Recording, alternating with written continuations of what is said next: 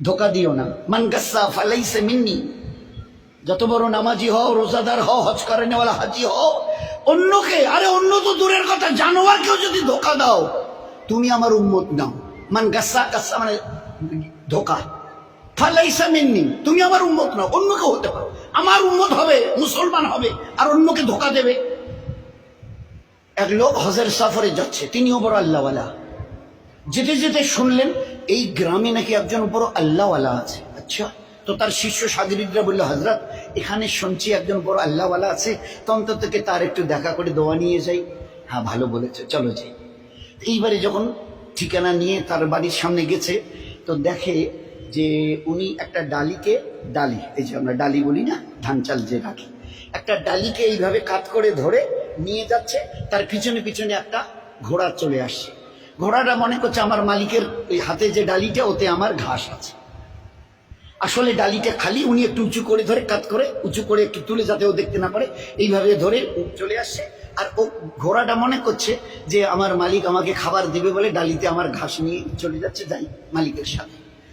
এই দৃশ্য দেখার পরে ওই আল্লাহওয়ালা যিনি তার দলবল নিয়ে হজে যাচ্ছিলেন বলছেন, ভাই আমার জিয়ারত হয়ে গেছে, চলো যাই, চলো যাই। তো বলছে, কেন হুজুর, এখন তার কাছে গেলাম না, সালাম মুসাফা হলো না, দোয়ার কথা বললেন না, আপনি বললেন আমার জিয়ারত হয়ে গেছে।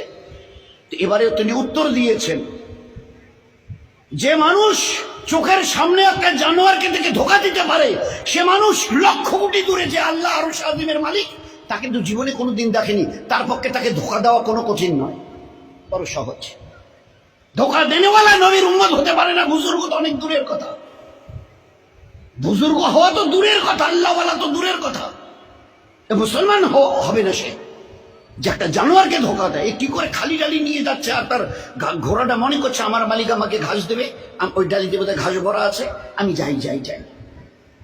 দেখে চোখের সামনে দেখেছি জানোয়ারকে ধোকা দিতে পারে, না দেখা আল্লাহকে সে না জানি কতটা ধোকা দিয়েছে। জীবন কিভাবে তৈরি করা হয়েছে। এই জন্য খবরদার, এ মখলুকের কাউকে ধোকা দিও না। আমি আল্লাহ কিয়ামতে কোনোদিন তোমাকে ধোকা দেব না। সহি করে আসো, সহি বদলা আমি নিজের হাতে দেব, তোমাদের নিজে হাতে দেব। ওই দিন দিল খুশ করেনেওয়ালা বদলা পাবে কিয়ামতের ময়দানে। আর দুনিয়াতে রহমতওয়ালা, বরকতওয়ালা, ইজ্জতওয়ালা, হেফাজতওয়ালা জীবন দেবে।